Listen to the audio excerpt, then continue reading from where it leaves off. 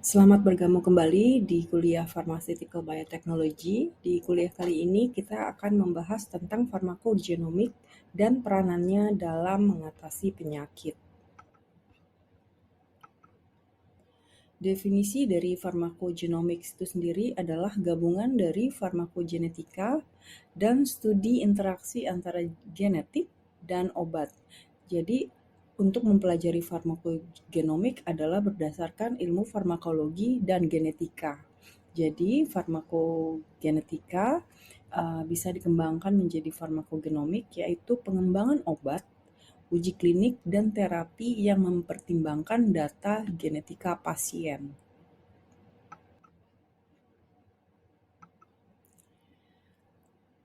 Konsep pengembangan obat yang dari sejak dahulu dilakukan adalah dengan prinsip one medicine fits all.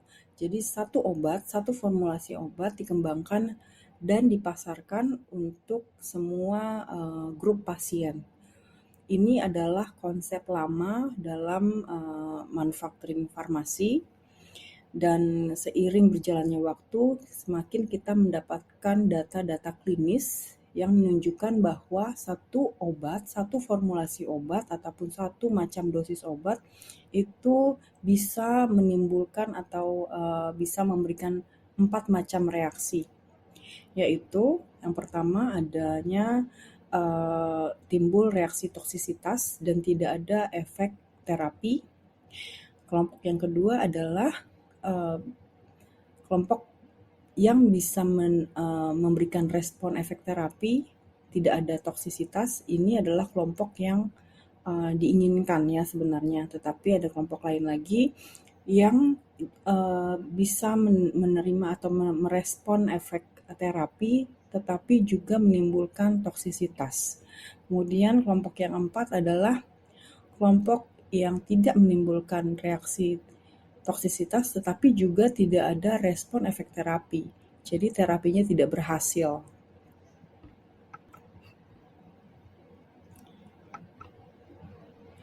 Kenapa bisa terjadi 4 macam respon dalam pemberian satu macam obat? Diketahui bahwa faktor genetika mempengaruhi hasil terapi obat. Apakah terapi itu bisa berhasil ataupun terapi tidak tercapai, artinya bisa menunjukkan respon terapi tetapi tidak optimal, atau yang terburuk adalah malah menimbulkan reaksi toksisitas. Jadi diperlukan suatu studi pengembangan obat dan terapi yang bersifat patient oriented. Jadi tidak lagi berdasarkan obat atau produknya sendiri, tetapi bagaimana produk itu diterapkan atau diaplikasikan kepada pasien.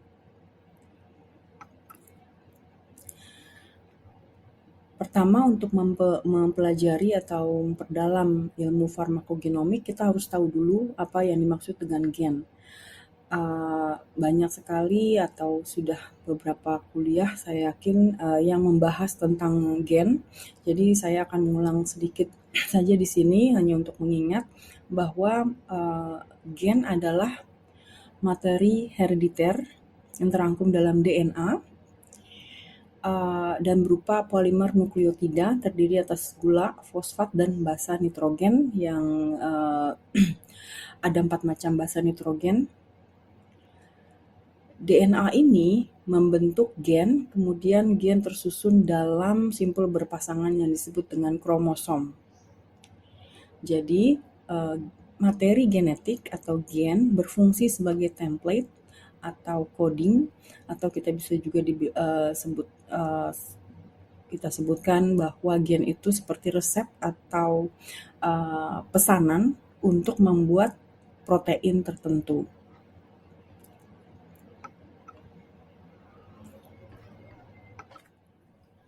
Pengaruh gen dalam terapi pengobatan yang bisa menimbulkan reaksi berbeda pada setiap individu terjadi karena tiap individu dapat memiliki variasi gen.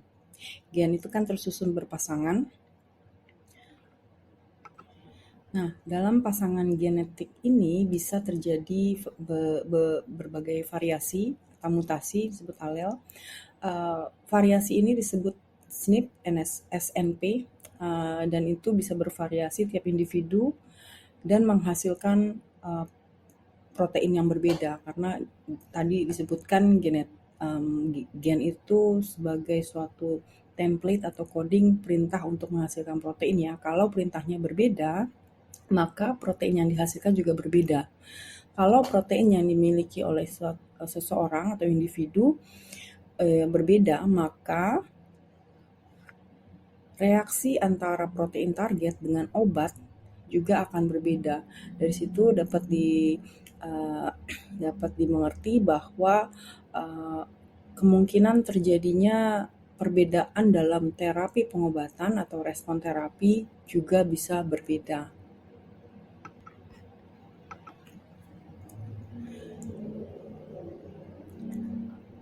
Kita mempelajari farmakogenetik itu penting sekali dalam implementasinya.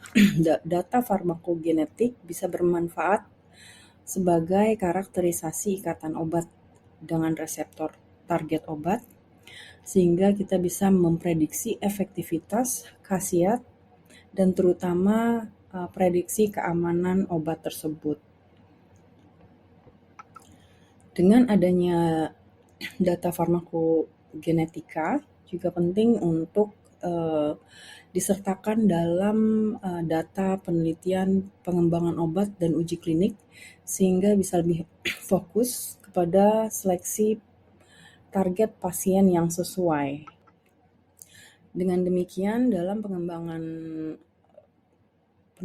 atau desain obat, kita bisa memaksimalkan uji klinik, kemudian khasiat obat yang sudah kita ketahui dengan pasti, maka harapan dari terapi yang diharapkan dari pengembangan obat itu juga lebih fokus. Kemudian dalam uji klinik bisa dibuat desain uji klinik dengan kriteria inklusi dan eksklusi subjek yang lebih tepat.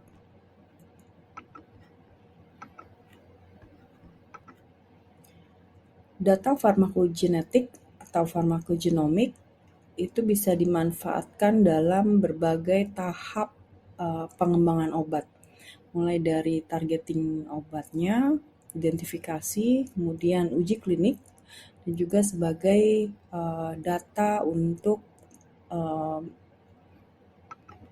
otorisasi market atau pendaftaran regulasinya, regulatory document.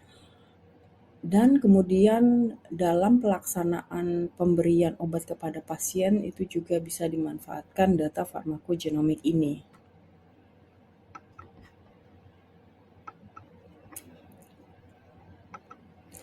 Dengan demikian dapat disimpulkan bahwa implementasi farmakogenomik ini penting untuk uji klinik, pelabelan produk dengan informasi yang lebih rinci dan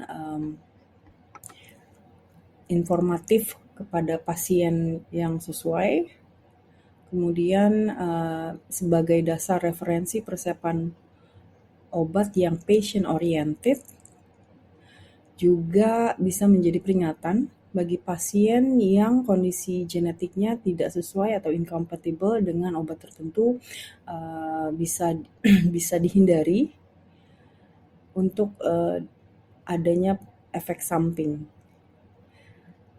Nah, untuk mengimplementasikan farmakogenomik ini, setiap pasien harus memiliki profil genetik sendiri dulu, baru bisa diimplementasikan pemilihan obat yang sesuai dengan profil genetiknya, sehingga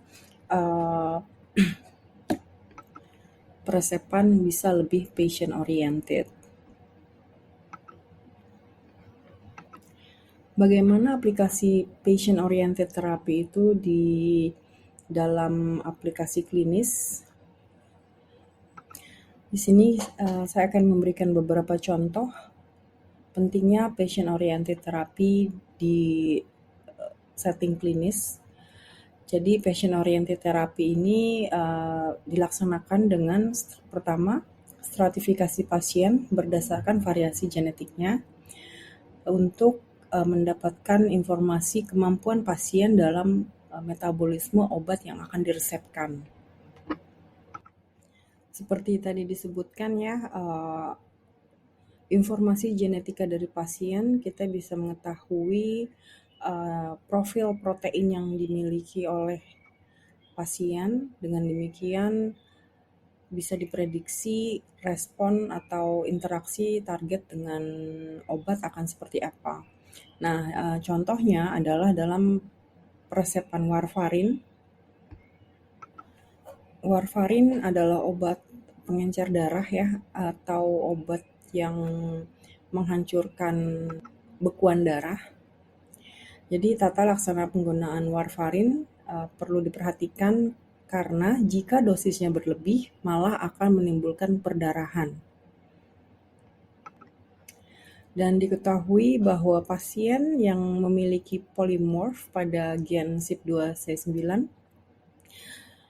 ini adalah turunan sitokrom P450, polimorf pada gen ini tidak bisa memetabolisme warfarin dengan sempurna, sehingga warfarin cenderung atau clearance-nya jadi lebih lama,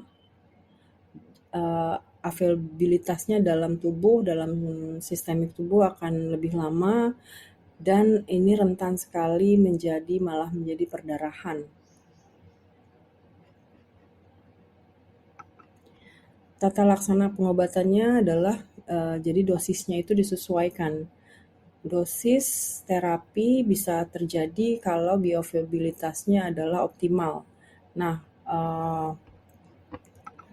pada pasien dengan polimorf ini maka dosisnya bisa diturunkan sehingga bioavailabilitas bisa tetap terjaga pada range terapi, bukan range overdosis atau toxic ataupun subterapi.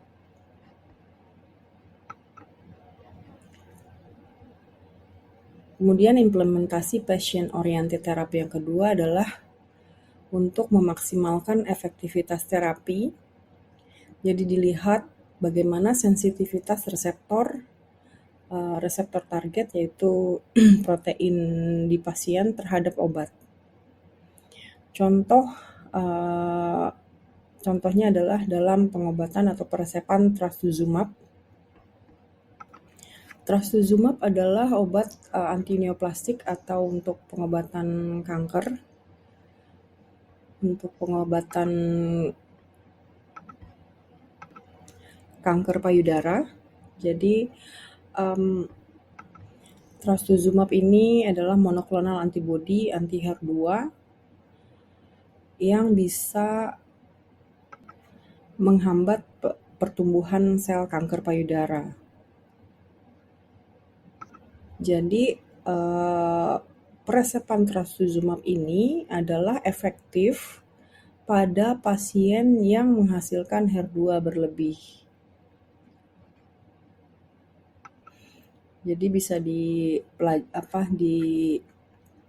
dilakukan assessment terlebih dahulu terhadap pasien sebelum meresepkan trastuzumab. Kemudian implementasi patient-oriented therapy selanjutnya adalah untuk sebagai manajemen interaksi obat, di mana manajemen resiko efek tidak diinginkan atau adverse event dan efek samping atau side effect obat itu bisa dijaga seminimal mungkin. Misalnya adalah pada pasien yang mengalami mutasi gen pada gen protrombin, cenderung berisiko mengalami peningkatan atau mengalami risiko yang mudah mengalami perdarahan di vena cerebral. Nah, resiko ini akan meningkat jika menggunakan pil kontrasepsi oral. Jadi pada pasien dengan mutasi gen protrombin akan dihindari penggunaan pil kontrasepsi oral. Jadi untuk peresepan kepada pasien ini akan disarankan untuk menggunakan terapi atau cara kontrasepsi yang lain.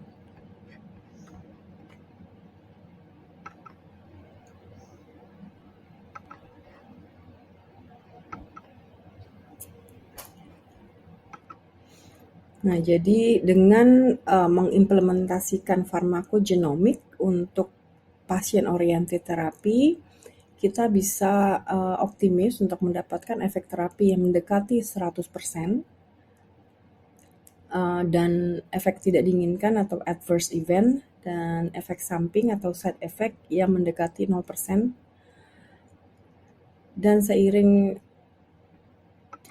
pendampingan pasien menggunakan obat, bisa selalu dipantau bagaimana manajemen dosis pasien untuk selalu mendapatkan terapi yang optimal. Namun demikian, aplikasi farmakogenomik pastinya memiliki tantangan tersendiri. Ini adalah ilmu yang masih berkembang karena masih adanya kerumitan data untuk manajemen pengobatan dengan banyaknya dan bervariasinya data genetik satu individu pasien. Terlebih lagi, satu orang pasien itu tidak selalu hanya menggunakan satu macam obat. Satu pasien bisa menggunakan beberapa terapi pengobatan, apalagi pada pasien geriatri. Praktek polifarmasi pada pasien geriatri itu sangat umum, di mana pada pasien polifarmasi harus selalu di-assess bagaimana interaksi antar obat yang dikonsumsi. Jadi masih perlu banyak sekali penelitian lebih lanjut yang melibatkan beberapa gen dan variasi gen dan diaplikasikan pada bervariasi juga pengobatan yang mungkin dikonsumsi pada satu profil individu pasien.